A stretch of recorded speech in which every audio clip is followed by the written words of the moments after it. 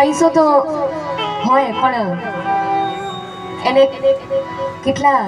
યોગ્ય સમયે અને યોગ્ય જગ્યાએ વાપરવો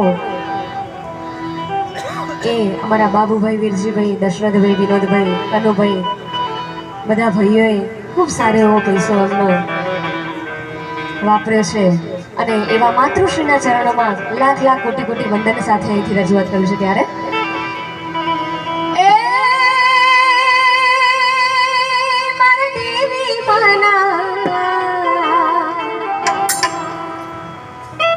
મારા દેવી માના સ્વર્ગેથી ઉતરાવે માન રે રમના તેરા આવિયા રે નો